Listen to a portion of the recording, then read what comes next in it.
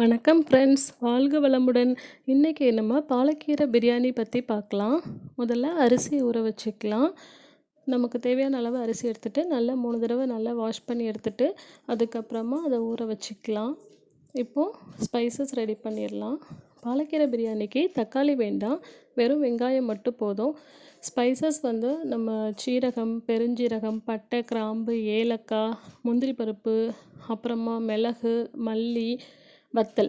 நான் வந்து எங்களோட பேபிஸ்க்கு காரம் பிடிக்காது அப்படின்றதுனால ரொம்ப காரம் கம்மியாக வச்சுருக்கேன். உங்களுக்கு நீங்கள் காரசாரமாக சாப்பிட்றவங்க காரம் உங்களுக்கு தகுந்த மாதிரி அதிகமாக சேர்த்துக்கலாம். இந்த ஸ்பைசஸ் முந்திரி பருப்பு எல்லாத்தையுமே நல்லா வறுத்துக்கலாம். லோ ஃப்ளேமில் வச்சு நல்லா வறுத்துக்கலாம் கருகாமல். இப்போ குக்கரில் கொஞ்சமாக நெய் விட்டுக்கலாம். ஆஸ் யூஷுவல் நம்ம பிரியாணி பண்ணுற மாதிரி தான். பட் நம்ம வந்து இதில் குழந்தைங்களுக்கு சரினால நான் பிரியாணி பவுடர் சேர்க்கல. நீங்கள் ஃப்ளேவருக்காக எக்ஸ்ட்ரா கொஞ்சம் சேர்த்துக்கலாம். இப்போ நெய்யில் வந்து கொஞ்சமாக ஸ்பைசஸ், அப்புறமா வெங்காயம், கருவேப்பிலெல்லாம் போட்டு வதக்கிட்டு மிளகா காரத்துக்கு தகுந்த மாதிரி போட்டு வதக்கிக்கலாம். இப்போ இஞ்சி பூண்டு பேஸ்ட் நல்லா பச்சை வாசம் போகிற வரைக்கும் நல்லா வதங்கட்டும். அதுக்குள்ளே நம்ம கீரையை நல்லா சுத்தம் பண்ணிவிட்டு இந்த மாதிரி கட் பண்ணி வச்சுருக்கோம் பாலக்கீரையை. இந்த கீரையை அப்படியே மிக்சியில் வந்து நம்ம தண்ணி விடாமல் அரைச்சிக்கலாம். அரையலை அப்படின்னா கொஞ்சமாக ஒரு 1/4 டம்ளர் மட்டும் தண்ணி ஊற்றி அரைச்சிக்கலாம். இப்போ நம்ம வறுத்து இந்த ஸ்பைசஸ் எல்லாம் அரைச்சிட்டு அதையும் வந்து இதில் போட்டுக்கலாம். அதுக்கப்புறமா அரைச்ச கீரை பேஸ்ட்டையும் போட்டு நல்லா வதக்கலாம்.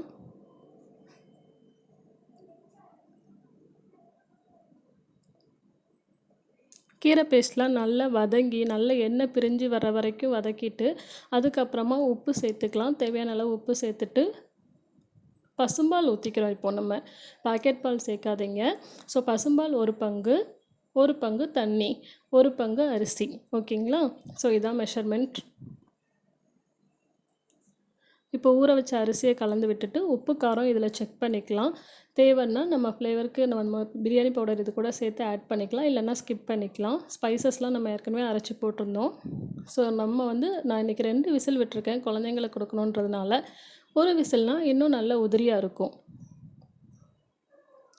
பாருங்கள், லைட்டாக 1 ஸ்பூன் நெய் ஊற்றிட்டு நல்லா கிண்டி கிளறி வச்சுருங்க.